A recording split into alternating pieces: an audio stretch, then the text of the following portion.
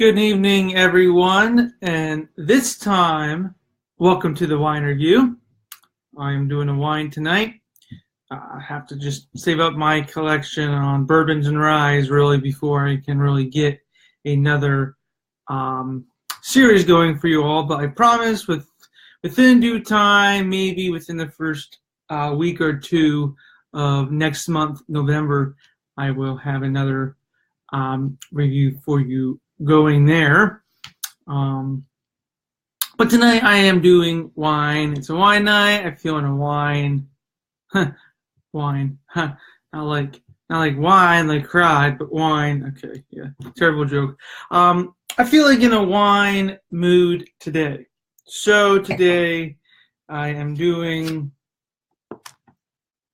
Carson Ridge Cabernet Sauvignon out of Paso Robles, 2015, 13.5% alcohol by volume.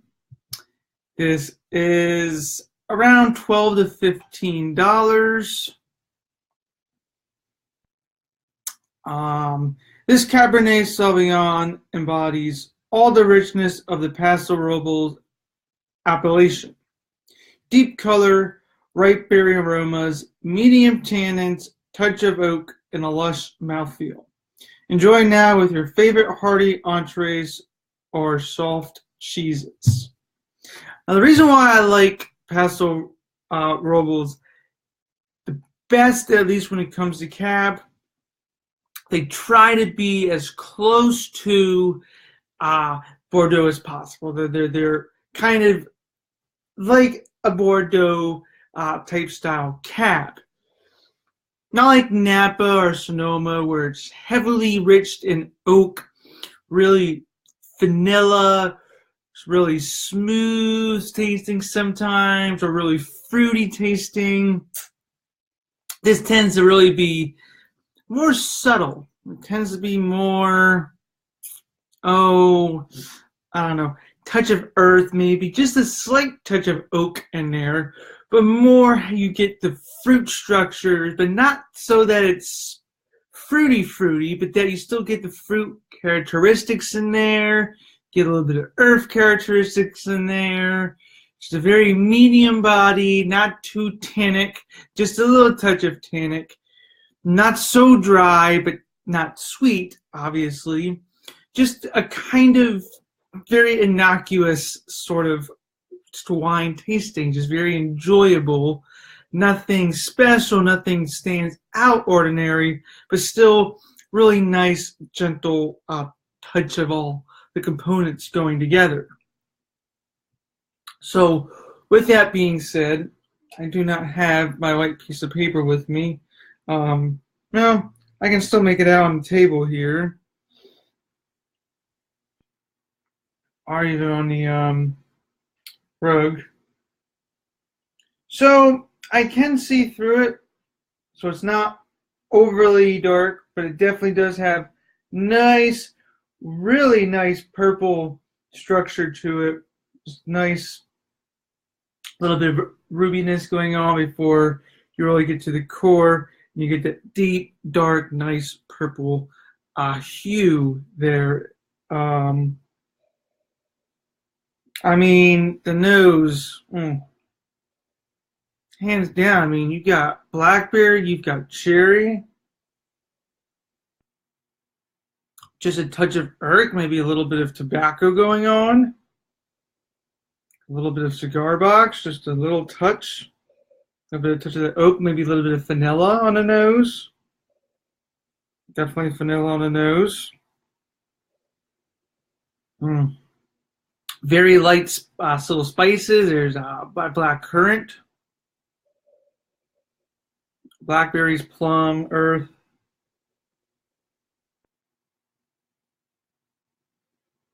But a very gentle nose, just a very lovely, lively, very, when I say lively, I mean, it's not like, whoa, it's on your face, but it's definitely there. But imagine sometimes like other California cabs, like some of the ones from Napa. When you take a sniff, it almost smells like a pow. Like you're having a party and you invite 50 people, but for some reason 100 people show up and they all show up at once. Where, as if you're having a party and you invite 50 people, maybe only 25 people show up, but maybe it's 1 or 2 people every 10 or 15 minutes, maybe throughout the course of the evening till you get to 25. It's just a very nice mingling sort of wine. It's not like here's this party and boom, everyone's here. I wasn't expecting this. It's just that, okay, we're enjoying ourselves. We're having a good time tonight.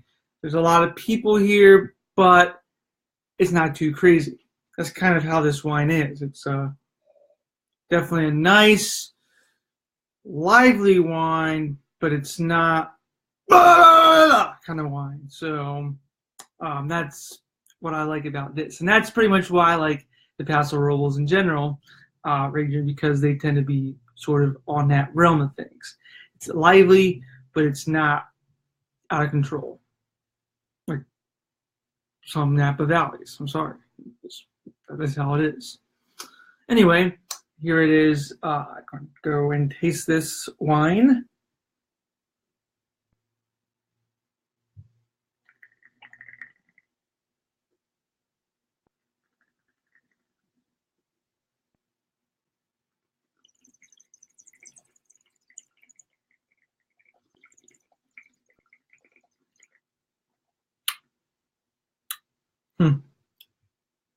Incredible. Fruity, but not overpowering. Slight acidicness, but not overly too acidic. Good tannins, but not so rough. Definitely does finish on the drier side, but not so dry that it just makes your mouth clamp up. Still finished. Wow, that's I mean, cherries definitely, you notice, blackberry and plum. You definitely get a little bit of vanilla, maybe even a slight chocolate taste in there as well. Maybe just a hint of espresso in there. Definitely get a little bit of that oak characteristic. I guess that woodsy oak, actually. You definitely do get that vanilla, slight chocolate, but a little bit of that woodiness in there. Very light tobacco-ness in there. Still tasting it too. Still a very long, structured taste. Sort of now leaving just a slight little burn in the back. Not like a huge burn, but kind of like a dry burn. Now you're sort of feeling that sort of feel. A little bit of that dryness now starting to settle in. Slight touch of earth on there as well. Do one more sip, see if there's anything else I can get.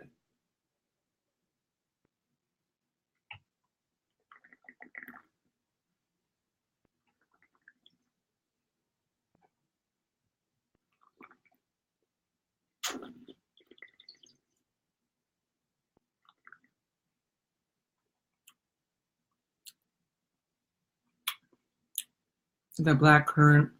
Maybe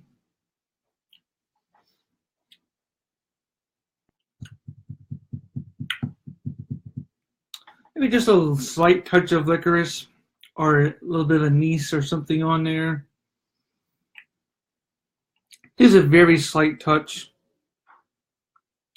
But like I said, just overall nice berry components, but nothing's too sharp.